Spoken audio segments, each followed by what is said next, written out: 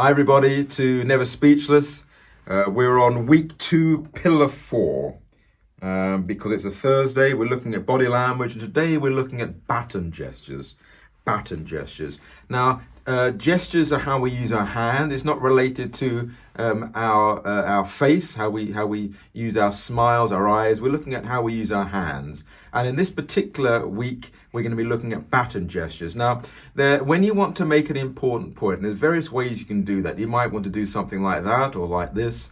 And those are all very good ways of speaking. Be a little bit careful if you have your palm face down. If you read about that with body language experts, they often say if you have your palm face down, particularly pointing, but your hand face down, it can be a little bit more judgmental, a little bit less welcoming. If your palms are upright, it can be, again, more welcoming and more appealing to people.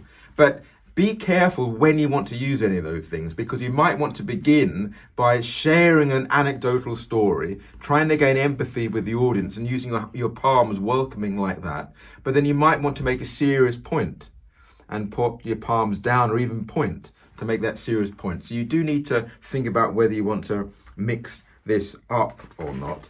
But a baton gesture is like this.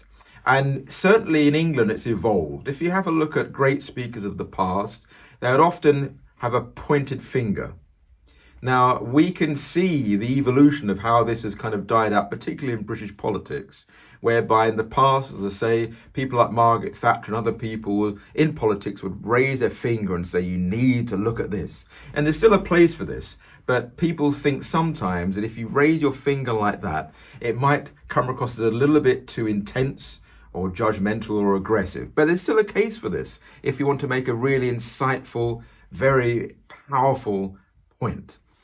But if you have a look at various speakers in British politics in particular, and I do want to cite one by name, that's David Cameron, because I think if he wasn't the first, he's one of the first in certainly the public life in politics in Britain to adopt the baton gesture, and not the first finger, but the thumb close like that along by having a kind of soft fist with the thumb there. And you make that point with the thumb like this. That's called the baton gesture. And if you have a look at videos, we've got various videos you can see online through the hand up you can read that goes with this short lecture. You can see that when he made points, he would do this.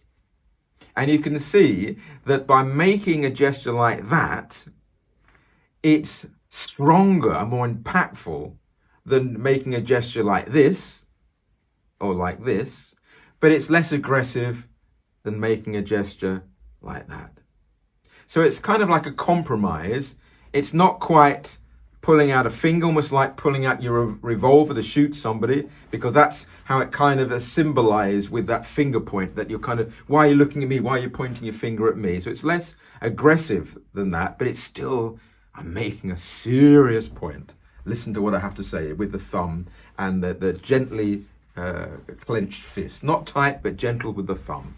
And you can see David Cameron did this in public many, many times. And various politicians after that, you only have to look at recent videos. And again, we've got examples of this with various politicians.